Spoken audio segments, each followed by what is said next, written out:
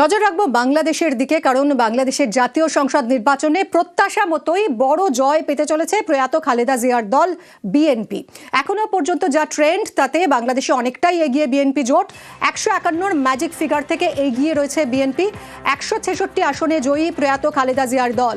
জামাত ছাত্র জোটের দখলে 58 আসন। 300 আসনের মধ্যে 299 আসনে গতকাল ভোট গ্রহণ হয়। বিক্ষিপ্ত কিছু অশান্তির ঘটনাও ঘটেছে এবং তারপরই কাউন্টিং শুরু হয় এবং এখনো পর্যন্ত যা ট্রেন্ড তাতে বিএনপি বড় জয় পেতে চলেছে। সরাসরি চলে যাব, বিএনপি দফতরে রয়েছেন CNN news 18 senior editor Pallavi Ghosh. Pallavi, good morning. Mimi কথা বলছি স্টুডিও থেকে। পল্লবী, এখনো পর্যন্ত যা ট্রেন্ড তাতে বাংলাদেশে গভর্নমেন্ট ফর্ম করতে চলেছে বিএনপি এবং এটাই তো এক্সপেক্টেড ছিল। বিএনপি দফতরে রয়েছে, তুমি কি দেখছো? দেখেন, বিএনপি দফতরের বাইরে আপনি দেখবেন এখানে এখন কোনো ভিড় নেই। এই জন্যে কেন তারিক আনওয়ার অলরেডি মেসেজ দিয়ে দিয়েছে পার্টি ওয়ার্কার্সদের যে আমি কোনো সেলিব্রেশন চাই না। আজকে হচ্ছে শুক্রবার, আজকে এখানটায় জুম্মার দিন, তো আপনারা নামাজ পড়তে যান। আমাদের আগে অনেক কাজ আছে, আমাদের অনেক কাজ পুরো করতে হবে। কিন্তু আমার মনে হয় বিএনপি জানতো যে ওরা জিতবে 211 সিটস।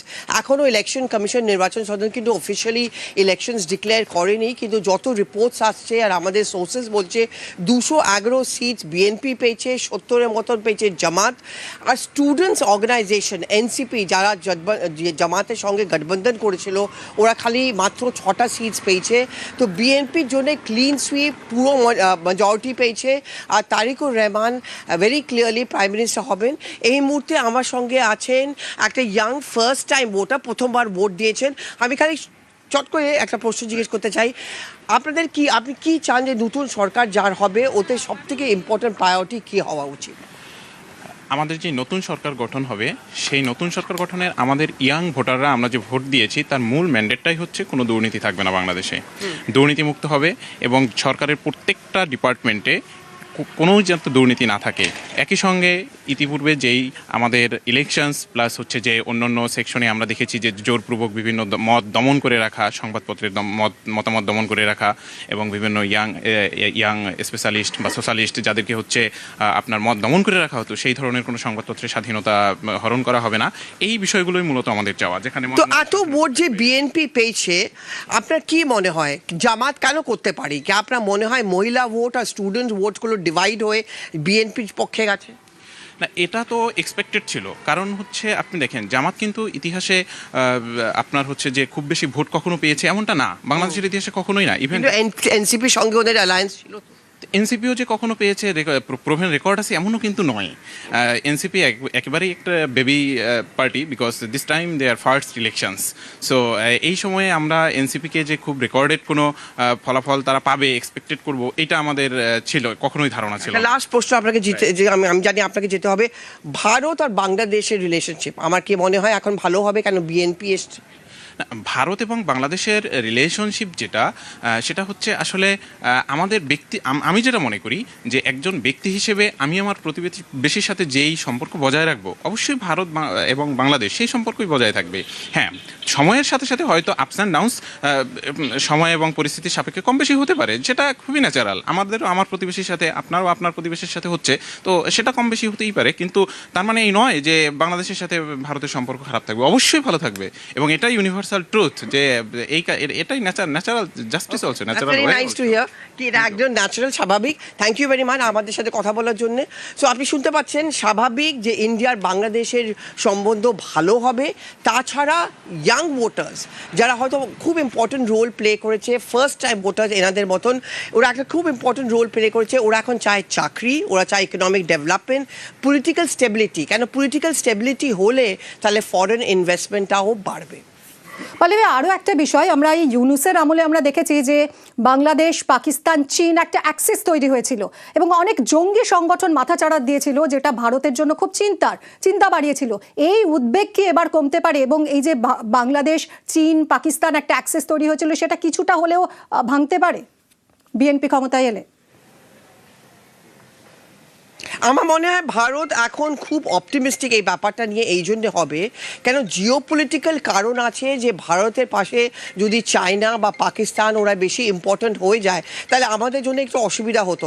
এই জন্যে আপনি দেখেছিলেন যে যখন বেগম খালেদা জিয়ার জানাজা হয়েছিল ওই সময় আমরা এস জয়শঙ্করকে পাঠিয়েছিলাম, আর এই জন্যে আমরা চেষ্টা করছিলাম যে ভারত আর বাংলাদেশের রিলেশনশিপটা ইমপ্রুভ হয়। আর এই রিলেশনশিপ ইমপ্রুভ হওয়া এই জন্যে দরকার কেন আমরা চাই না যে চায়না বা পাকিস্তান মাঝখানটায় আসুক, ওরা এটা লাভ ওঠায় কি ইন্ডিয়ার বাংলাদেশের রিলেশনশিপটা একজনের খারাপ।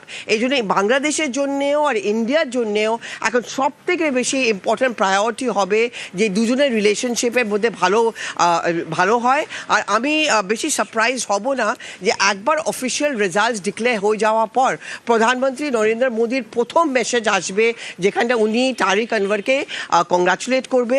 আমি এটাও সারপ্রাইজ হব না যদি তারিক আনওয়ারের যেই ওথ টেকিং সেরেমনি হয় ইন্ডিয়ার তরফ থেকে কেউ একটা প্রতিনিধি করতে এখানটা আসবে ঢাকাতে।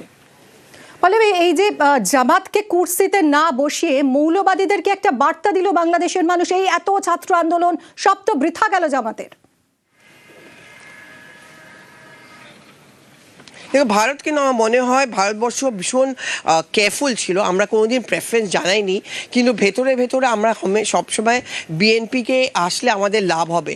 এটা সত্যি কথা কি আমি যখন জামাতের অনেক লোকদের সাথে কথা বলতাম, জামাতকে যারা স্টুডেন্টসরা সাপোর্ট করতাম ওদের সাথে কথা বলতাম, চাইনিজ সাপোর্টটা ছিল সেটা কিন্তু ইন্ডিয়ার জন্য কোনোদিন ভালো হতো না।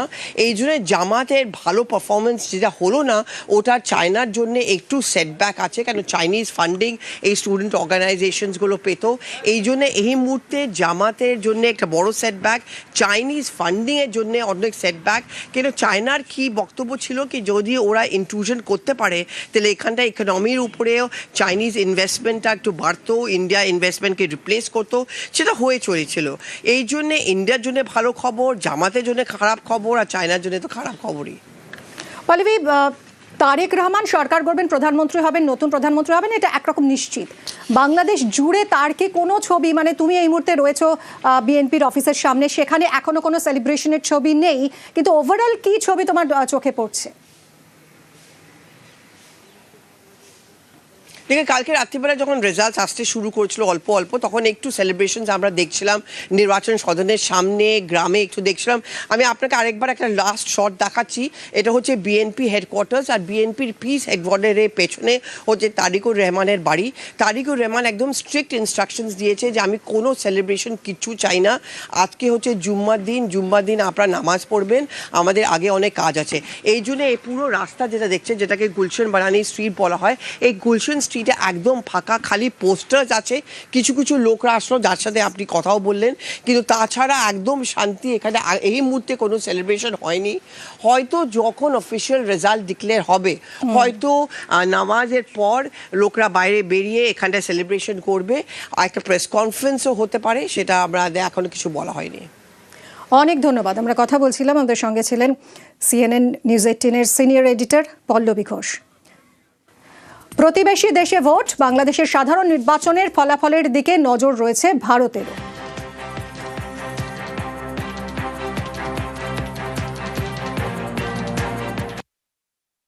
The election going on in Bangladesh, we should wait for the outcome of the elections to see as to what sort of mandate has come out, and thereafter we will look at issues that are there. On the election per se, you know what our position has been. We stand for a free, fair, inclusive and credible elections in Bangladesh. We did receive an invitation for sending observers. We have not sent our observers to Bangladesh to observe the elections.